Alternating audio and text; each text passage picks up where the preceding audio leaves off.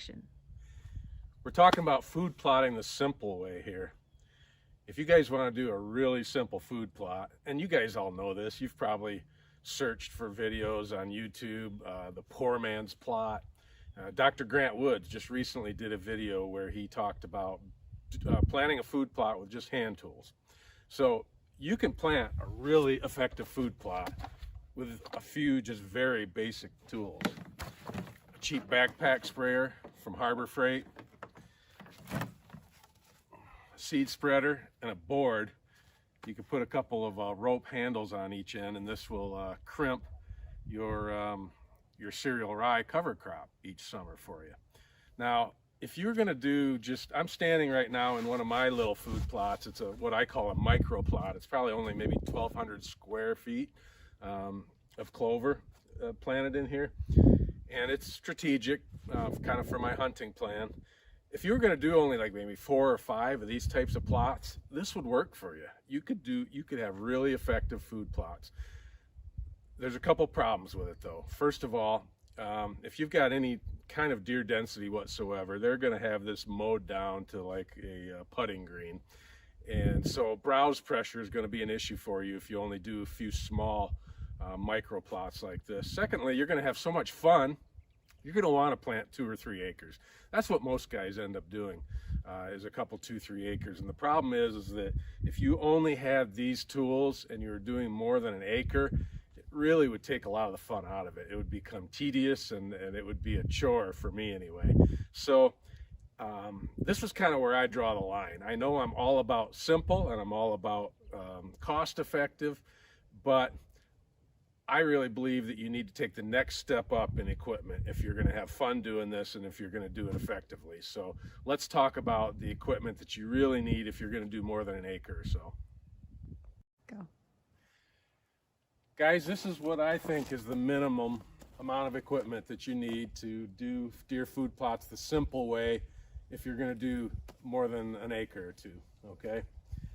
With what you see here, you can do acres and acres, really, of beautiful, lush, very effective food plots. So let's just talk for a couple minutes first about an ATV or a UTV or side-by-side. Most of you guys watching this video probably already have one. If you've got land and you're interested in food plots, you've probably already bought your machine. So I'm not going to spend a lot of time on that. The only point I want to make is that any 4-wheeler will work, or side-by-side. Really, for what we're going to be doing, you don't need power. You really almost don't even need 4-wheel drive. As a matter of fact, I've got a little Recon over here. It's just a 250 class. Great little machine. I mean, it turns on a dime. It's really great on the trail. So I find myself jumping on that and doing a lot of my habitat work on that little 250 Recon quite a bit. But this is my main workhorse, and there's only really 2 features about this that I want to point out to you that if you are shopping for something, you might want to keep in mind. One of them is right here, the 12-volt receptacle, so that you can plug in your sprayer and maybe an electric spreader. That's pretty handy. Otherwise, you got to wire it underneath and directly into your battery, which is kind of inconvenient. The other thing is that if you get one with a speedometer, that's going to help you. We'll talk later about spraying glyphosate, and it's going to help you calibrate exactly how you get the right amount of glyphosate onto your food plots. So a speedometer is kind of handy for that, and again, I'll cover that in a future segment.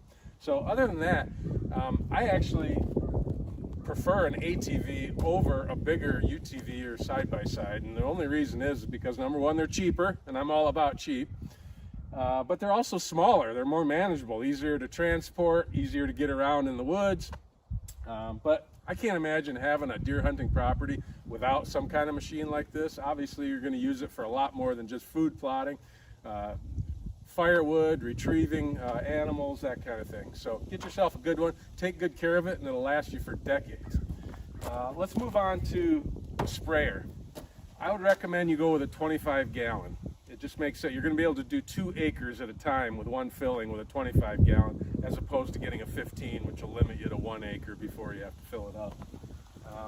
Back there is one of the key pieces of equipment for food plotting the simple way. It's a simple lawn roller, okay? This one doesn't look very special because I got it for free a friend of mine had it sitting in his yard. I asked him if I could have it, and he said, or what he wanted for it, and he said, take it. Now he's got it filled up with oil. This is just a little hack I wanted to mention to you.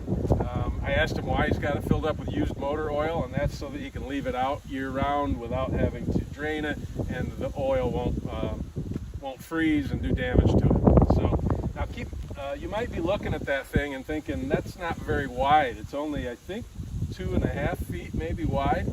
But if you think about it, we're going to be using that to crush a cover crop, a cereal rye cover crop, and you only need it to cover the space between the tires on your ATV or UTV. So it doesn't have to be that wide, really. It's just got to cover that ground in there. Spreader. I get a lot of mileage out of this baby. You guys are probably very familiar with it, the Earthway Even Spread. One little hack that I found, a guy that showed me, somebody on the internet showed me this, and it's been really helpful. This comes with a couple of really lame plastic pieces in here that help keep the cloth sides of this stiff for you while you're pouring seed into it, so you don't spill seed all over, but they don't work very well at all. But what this guy showed me, it works really well, is if you take a 5-gallon bucket, cut one side of it, cut the bottom out of it, you slide it in there, you can put about 25 pounds of rye grain seed into that, and then slowly lift this off, and it'll all be in there. No spills, no mess, no fuss. Great little hack there.